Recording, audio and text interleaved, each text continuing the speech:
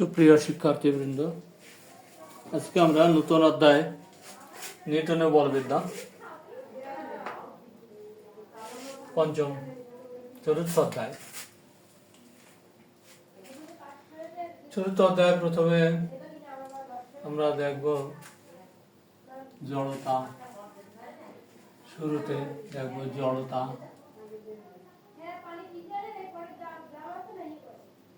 জড়তা কি? ইনার্শিয়া। কোনো বস্তু যে যে অবস্থা আছে সেই অবস্থা থাকার প্রবণতাকে বলবো জড়তা। স্থির বস্তু স্থির থাকতে চায়, গতিশীল বস্তু গতিশীল থাকতে চায়। এই অবস্থা অপরিবর্তিত থাকা, এই থাকার যে ধর্ম বা প্রবণতাকে বলবো আমরা জড়তা। জড়তা দুই রকম, একটা স্থির জড়তা, গতি জড়তা। স্থির বস্তু স্থির থাকার ধর্ম, এটা স্থিতি জড়তা। গতিশীল বস্তু গতিতে থাকার অবস্থা হচ্ছে গতি জড়তা।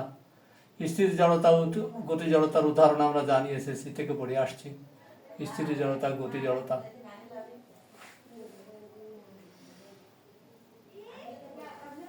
দেখবো বল। এর উদাহরণ আছে, অসংখ্য উদাহরণ আছে। বল বল হলো সেই বাহ্যিক কারণ যা বস্তু জড়তার পরিবর্তন ঘটায়। সংক্ষেপে সহজ করে বলা, আমরা বল হলো সেই বাহ্যিক কারণ যা স্থির বস্তুকে গতিশীল করে বা করতে চায়, বা গতিশীল বস্তুর গতির পরিবর্তন ঘটায়, বা কোনো বস্তুকে বিকৃত করে, সবই বল। সংক্ষেপে যা কোনো বস্তু জড়তার পরিবর্তন ঘটায় সেই বল। বল বলের একক নিউটন। বলের মাত্রা ml per t square. ml per t square. ml per t square মাত্রা।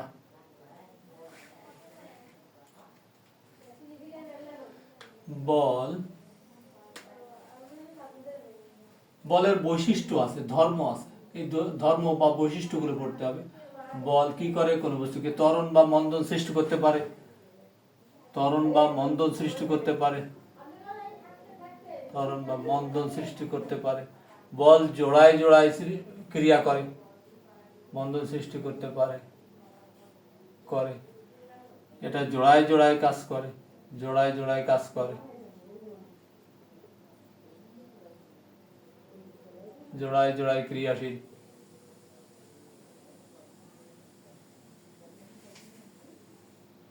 বল কোনো বস্তুকে বিকৃত করতে পারে, বিকৃত করে। বল ভেক্টর রাশি, এটাই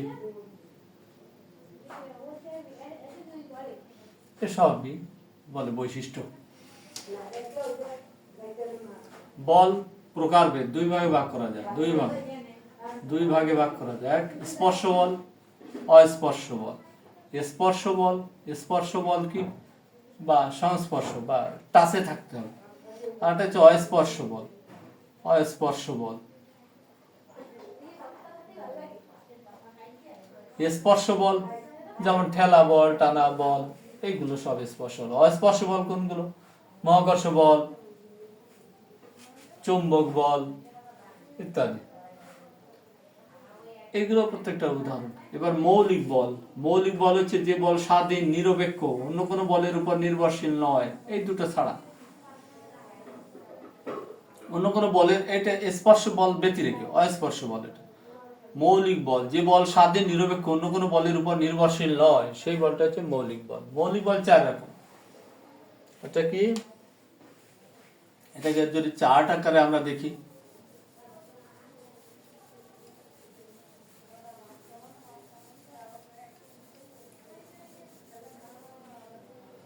মৌলিক বল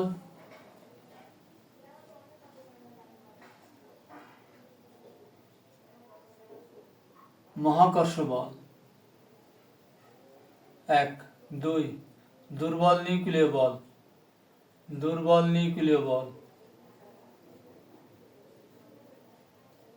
3 তড়িৎ চুম্বকীয় বল, তড়িৎ চুম্বকীয় বল বল আর এটা হচ্ছে সবল নিউক্লিয় বল, সবল সবল নিউক্লিয় বল। এই চারটি মৌলিক বলের ভিতর সবচেয়ে দুর্বল বল এটা মহাকর্ষ বল, সবচেয়ে দুর্বল আর সবচেয়ে এই সিরিয়াল ধরে বলতে হবে, এভাবে মনে রাখতে হবে।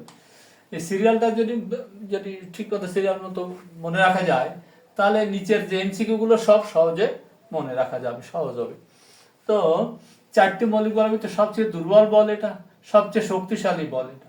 সব মহাকর্ষ বলের পরেই আছে দুর্বল নিউক্লিয় বল, তারপরে তড়িৎচুম্বক বল, তারপরে সবচেয়ে শক্তিশালী এটা। মহাকর্ষ বলের পাল্লা, মহাকর্ষ বলের প্রথমে দেখি পাল্লা, এর পাল্লা অসীম, এর পাল্লা অসীম। একজন বাদ তড়িৎচুম্বকী বলে পাল্লা অসীম। সবল নিউক্লিয় বলে পাল্লা হচ্ছে 10⁻n নিউক্লিয়াসের ব্যাসার্ধ, কোথাও কোথাও 10⁻14 লেখে। দুর্বল নিউক্লিয় বল বলা এর 10 ভাগ কম, 10⁻16 মিটার। এতে দায়ী মৌলিক কণিকা, কোন মৌলিক কণিকা বিনিময়ের জন্য? দায়ী মৌলিক কণিকা, কোন মৌলিক কণিকা বিনিময় হয় হলে মহাকর্ষ বলটা কাজ করে? হচ্ছে গ্রাভিটন, গ্রাভিটন নামক মৌলিক কণিকা বিনিময় হয়। দুর্বল নিউক্লিয় বলের জন্য হচ্ছে W boson, Z boson. Boson S N Bose তা আবিষ্কার করেছিলেন সত্যেন্দ্রনাথ বোস, আমাদের ভারতীয় উপমহাদেশের বিজ্ঞানী। তড়িৎ চুম্বকীয় বলের জন্য দায়ী হচ্ছে ফোটন, উনি আবিষ্কার করেছিলেন বলে তার নাম অনুসারে W R Z boson, W R Z boson, boson কণা। সবল নিউক্লিয় বলের জন্য দায়ী হচ্ছে মেসন কণা, যেটা নিউক্লিয়াসের ভিতরে এটা বিনিময় হয়। আর গ্লুওন দায়ী মৌলিক কণিকা। এ সব মানে পদার্থের ক্ষেত্রে মহাবিশ্বের সব জায়গায় কাজ করে মহাকর্ষ বল। দুর্বল নিউক্লিয় বল হচ্ছে বিটা ক্ষয়ের জন্য দায়ী, নিউক্লিয়াস অস্থিতিশীল হয়ে যায়, বিটা ডিকে হয়, অর্থাৎ নিউক্লিয়াস থেকে ইলেকট্রন নির্গত হয়। নিউক্লিয়াস থেকে ইলেকট্রন কিভাবে নির্গত হয় সেটা আবার অন্যরকম। নিউক্লিয়াসে তো ইলেকট্রন অস্তিত্ব নেই, তো নিউক্লিয়াসের ভিতর আমরা এটা মডার্ন ফিজিক্সের ভিতর আমরা এটা আলোচনা করবো। আমরা ক্লাসিক্যাল মেকানিক্স পড়ছি, ফলে এখানে এই আলোচনা এখানে নিষ্প্রয়োজন। যাই হোক, বিটা ক্ষয়ের জন্য দায়ী হচ্ছে দুর্বল নিউক্লিয় বল। তড়িৎচুম্বকীয় বল হচ্ছে যখন তড়িৎ ক্ষেত্র চৌম্বক ক্ষেত্র দুটোই কাজ করে, তখন একই সাথে তড়িৎচুম্বকীয় বল। এটা আণবিক গঠনের জন্য দায়ী, পদার্থের যে আণবিক গঠন স্ট্রাকচার এর জন্য দায়ী হচ্ছে তড়িৎচুম্বকীয় বল। আর সবল নিউক্লিয় বল তো হচ্ছে নিউক্লিয়াস গঠনের জন্য দায়ী, নিউক্লিয়াস গঠিত হয় সবল নিউক্লিয় বলের কারণে।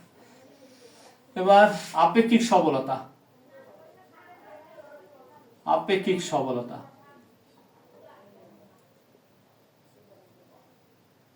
আপেক্ষিক সবলতা এটাকে যদি সবচেয়ে দুর্বল বলে, এটাকে যদি 1 ধরা হয়, তাহলে এর তুলনায় ও দুর্বল নিউক্লিয় 10⁻30 গুণ বেশি, এর তুলনায় 10⁻39 গুণ বেশি, এটার তুলনায় মহাকর্ষ বলের তুলনায় এটা 10⁻41 গুণ বেশি। কত বেশি? এবার যদি এইটাকে 1 ধরা হয়, সবল নিউক্লিয় বলকে যদি 1 ধরা হয়, অর্থাৎ 1 কি করে হবে? 10⁻41 দিয়ে যদি ভাগ করে দিই তাহলে 1 হবে। এটাকে 10⁻41 দিয়ে ভাগ করলে 10⁻2 হবে, এটাকে ভাগ করলে 10⁻11 হবে, এটাকে ভাগ করলে 10⁻41 হবে। আপেক্ষিক সবলতা। দায়ী মৌলিক কণিকার আলোচনা করলাম, কোথায় কাজ করে সেটা বললাম। এবার এই 4টি মৌলিক বলের ভিতর এই 4টি মৌলিক বল এ পর্যন্ত আবিষ্কৃত হয়েছে, আরো চেষ্টা চলছে। তবে এই 4টি মৌলিক বলের ভিতর মহাকর্ষ বল 1 নম্বর, আর দুর্বল নিউক্লিয় বল, মহাকর্ষ বল না, দুর্বল নিউক্লিয় বল এবং তড়িৎচুম্বকীয় বল, এই দুটো বলকে একত্রিত করতে সক্ষম হয়েছিল পাকিস্তানি বিজ্ঞানী প্রফেসর আব্দুল সালাম, স্টিভেন ওয়াইনবার্গ আর সেলডন গ্লাসো, WIGN, স্টিভেন ওয়াইনবার্গ আর সেলডন গ্লাসো, এই 3 জন বিজ্ঞানী, যার জন্য এনারা নোবেল প্রাইজ পেয়েছিলেন পদার্থবিজ্ঞানে। এই দুটো মৌলিক বলকে একত্রিত করে নাম দিলেন কি? এর অর্ধেক থেকে নিলেন, এই তড়িৎচুম্বকীয় বল থেকে নিলেন তড়িৎ, আর দুর্বল নিউক্লিয় বল থেকে নিলেন দুর্বল। নামকরণ করা হলো তড়িৎ দুর্বল বল বা ইলেকট্রোউইক ফোর্স। আর চেষ্টা চলছে যে চারটি মৌলিক বলই এক এবং অভিন্ন। এই চারটি মৌলিক বলকে একই তত্ত্বের মাধ্যমে প্রকাশ করাকে বলবো আমরা ইউনিফাইড ফিল্ড থিওরি, একীভূত ক্ষেত্র তত্ত্ব। আমরা এখন দেখি মৌলিক বল গেল,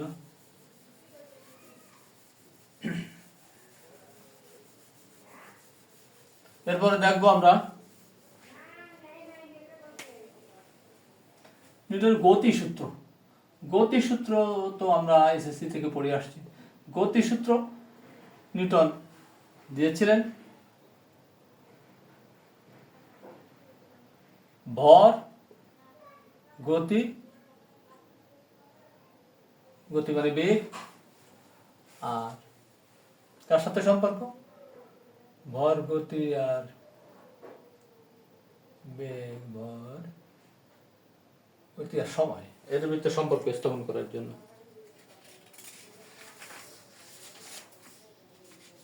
মৌলিক বল গেছে, মৌলিক বলের বৈশিষ্ট্য।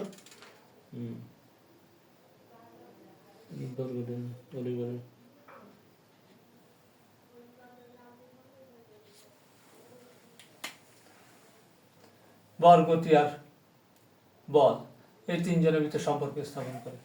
তার নিউটনের আমার গ্রন্থ কি? ফিলোসফিয়া ন্যাচারালিস ম্যাথমেটিকা, এই গ্রন্থে ফিলোসফিয়া ম্যাথমেটিকা ন্যাচারালিস প্রিন্সিপিয়া ম্যাথমেটিকা নামক গ্রন্থে এই ভর গতি বলের ভিতরে সম্পর্ক নির্ণয়ের ক্ষেত্রে তিনটে সূত্র দিয়েছেন। এক প্রথম সূত্র, দ্বিতীয় সূত্র, তৃতীয় সূত্র। প্রথম সূত্র তো আমরা জানি, বাহ্যিক কোনো বল প্রয়োগ না করলে স্থির বস্তু চিরকাল স্থির থাকবে, অর্থাৎ নিট বল যদি শূন্য হয় তাহলে স্থির বস্তু চিরকাল স্থির। বল যদি শূন্য হয়, নিট বল যদি শূন্য হয় তাহলে ত্বরণ শূন্য। ঠিক আছে, নিট বল শূন্য, ফলে ত্বরণ শূন্য, তাহলে স্থির বস্তু চিরকাল স্থির। এটাকে আমরা ইন্টিগ্রেশন করি, ভি কনস্ট্যান্ট হয়, ভি কনস্ট্যান্ট ইন্টিগ্রেশন করি। ভি কনস্ট্যান্ট মানে বেগ স্থির, যদি বেগ যদি স্থির হয় তাহলে স্থির বস্তু স্থির। এটা দ্বিতীয় সূত্র থেকে প্রথম সূত্র প্রতিপাদন হয়, এটা উল্টোভাবে দেখা যায়। এই নিট বল শূন্য হলে স্থির বস্তু চিরকাল স্থির এবং গতিশীল বস্তু চিরকাল গতিশীল থাকবে সমবেগে সরল পথে। দ্বিতীয় সূত্র হচ্ছে বস্তু ভরবেগের পরিবর্তন হার এর উপর প্রযুক্ত বলের সমানুপাতিক। ভরবেগ, ভরবেগ কথাটা, ভরবেগ আমাদের জেনে আসতে হবে। ভরবেগ হচ্ছে পি, ভরবেগ পি, ভর ও বেগের গুণফল। ভরবেগ বেগ ভেক্টর রাশি বলে ভরবেগ ভেক্টর রাশি, এর একক কেজি মিটার পার সেকেন্ড। ভরবেগের একক কেজি মিটার পার সেকেন্ড।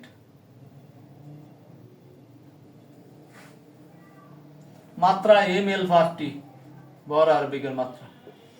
ভরবেগের পরিবর্তনের হার এর উপর বস্তুর উপর প্রযুক্ত বলের সমানুপাতিক। এখান থেকে দ্বিতীয় সূত্রকে আমরা এখান থেকে আসে F is equal to M A,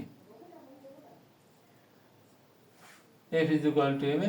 এখানে ইন্টিগ্রেশন করে সমানুপাতিক চিহ্ন তুলে দিয়ে এসব আসে।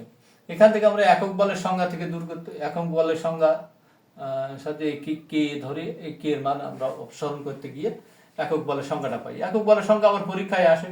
একক বল, একক বল হলো সেই বল যা এতে 1 যদি হয়, ভর যদি 1 হয়, এতে ত্বরণ যদি 1 হয়, বলও 1 হবে, বলও 1 হবে। তাহলে একক বল হলো সেই বল যা একক ভরে কোনো বস্তুর ক্রিয়া করে, একক ভরে কোনো বস্তুর উপর ক্রিয়া করে একক ত্বরণ সৃষ্টি করে, সেটা হচ্ছে একক বল। এবারে 1 নিউটন বল যদি বলে, যে পরিমাণ বল 1 কেজি ভরে কোনো বস্তুর উপর ক্রিয়া করে 1 মিটার পার সেকেন্ড স্কয়ার ত্বরণ সৃষ্টি করে, তাকে বলবো 1 নিউটন বল। বলের একক মাত্রা আমরা দেখেছিলাম আগে, এককটা এখানে ভেঙে দেওয়া হলো, এটা এসএসসিতেও ছিল। তৃতীয় সূত্র হচ্ছে প্রত্যেক ক্রিয়ারই একটি সমান ও বিপরীতমুখী প্রতিক্রিয়া আছে। প্রত্যেক ক্রিয়ারই একটি সমান, F1 সমান মাইনাস F2। এটা চিত্রের মাধ্যমে দেখা যায়। একটা বস্তু যদি আরেকটা বস্তুর সাথে ক্রিয়া করে, এই 1 বস্তু যখন 2 এর উপর ক্রিয়া করে সেটা F1 বল, 2 বস্তু যদি 1 এর উপর ক্রিয়া করে, এটা পাশাপাশি একই সাথে ক্রিয়া প্রতিক্রিয়া একই বস্তুর উপর কাজ করে না, দুটো ভিন্ন বস্তুর উপর কাজ করে। এটি F1 সমান F2 তৃতীয় সূত্র অনুসারে। এবার এই সূত্রগুলো একটা থেকে আরেকটা কনভার্ট করা যায়, দ্বিতীয় সূত্র থেকে প্রথম সূত্র। এবার বস্তুর উপর যদি একাধিক বল ক্রিয়াশীল হয়, এখানে তো একটি বলের কথা বলা হয়েছে F সমান m এ, একাধিক বল যদি প্রযুক্ত হয় তাহলে F1 F2 F3 সবগুলো যদি ক্রিয়াশীল হয় তাহলে আমরা লিখতে পারি সামেশন অফ F সমান m এ। তাহলে বল সমান ভর গুণ ত্বরণ গেল। তো এখন এই দ্বিতীয় সূত্র থেকে আমরা প্রথম সূত্র ধরি, এই যে ট্রান্সফরমেশন, একটা থেকে আরেকটা কিভাবে আনা যায়, এগুলো 2 মার্কের অনেক সময় দেখা যায়। তাহলে এম এ বল যদি শূন্য হয়, প্রথম সূত্রে বলছে বল বাহ্যিক বল শূন্য হলে, এই বল শূন্য, এই এফ এর মান শূন্য, নির্বল শূন্য, তাহলে এ সমান সমান শূন্য, এ সমান সমান ডিরিটি অফ বি, যেটা আমরা ওখান থেকে বলেছিলাম, এ সমান সমান ডিরিটি অফ বি ইকুয়াল টু 0। এর ইন্টিগ্রেশন করলে বি সমান সমান কনস্ট্যান্ট হয়ে যাবে, বি সমান সমান কনস্ট্যান্ট, বেগ কনস্ট্যান্ট, বেগ কনস্ট্যান্ট মানে যদি বেগ যদি 0 হয় তাহলে স্থির, তাহলে স্থির বস্তু সারা জীবন ওই 0 কনস্ট্যান্টই থাকবে। বেগ যদি 10 মিটার পার সেকেন্ড থাকে তাহলে সারা জীবন ওই 10 মিটার পার সেকেন্ড বেগেই চলতে থাকবে। এটা গতিশীল বস্তু গতিশীল, গতিশীল বস্তু গতিশীলই থাকবে। এটা দ্বিতীয় সূত্র থেকে প্রথম সূত্র আসলো। এবার প্রথম সূত্র থেকে বাহ্যিক বল যদি প্রযুক্ত না হয়, বল যদি প্রযুক্ত না হয় তাহলে কি আসে, তাহলে এই যে সামেশন অফ এফ সমান সমান 0, এখানে যদি দুটো বল কাজ করে, এটি দুটো বল কাজ করছে না, এই F1 plus F2 is equal two 0, F1 plus F2 equal to 0, তাহলে F1 সমান সমান মাইনাস অফ F2, এটা হচ্ছে নিউটনের তৃতীয় সূত্র। তাহলে এটা কি প্রথম সূত্র থেকে তৃতীয় সূত্র আমরা দেখাতে পারি, বুঝতে পারলাম।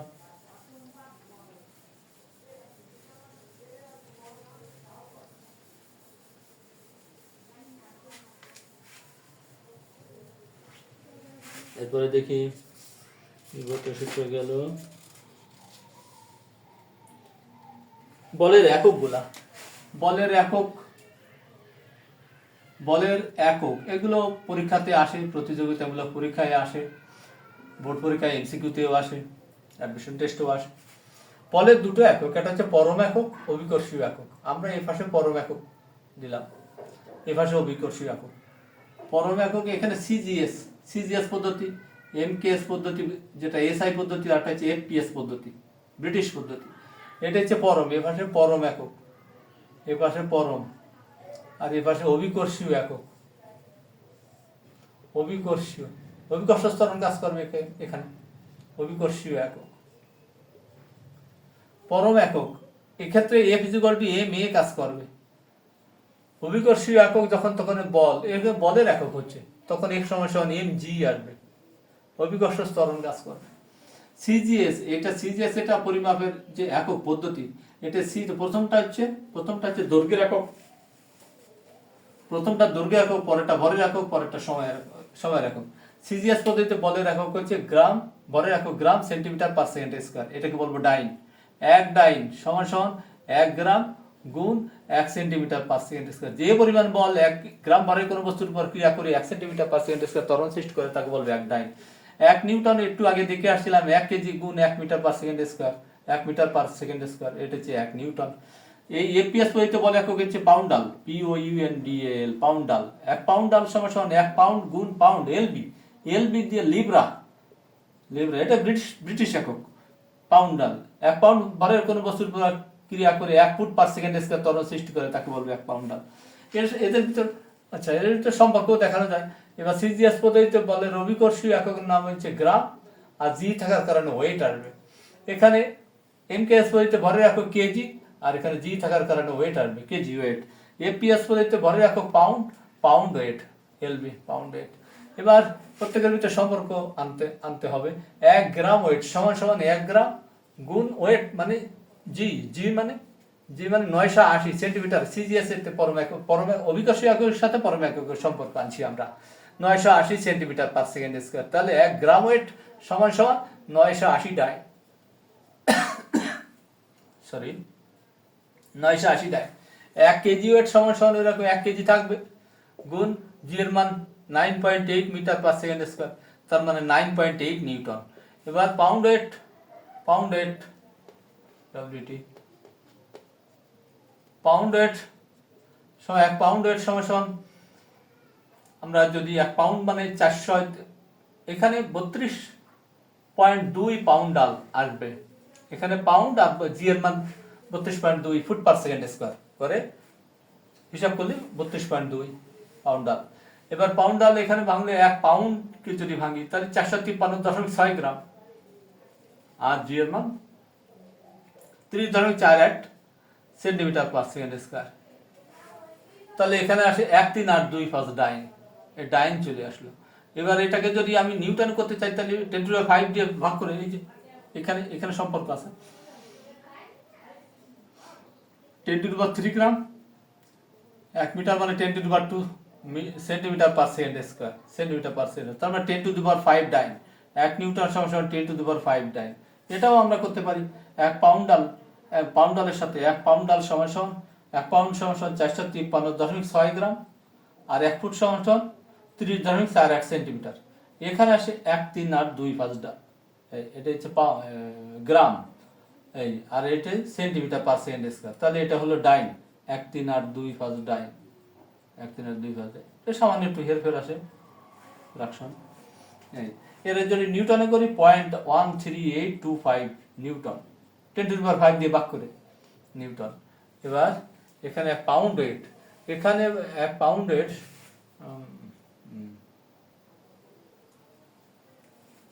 32 পাউন্ডাল। এই যে অভিকর্ষীয় এককের সাথে পরম এককের সম্পর্ক।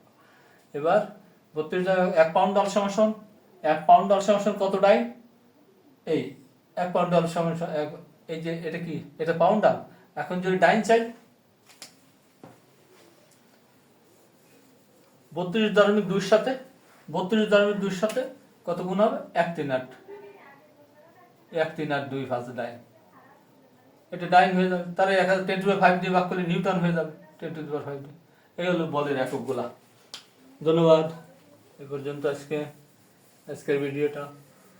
পরবর্তী ভিডিওতে আমরা দেওয়ার চেষ্টা করব।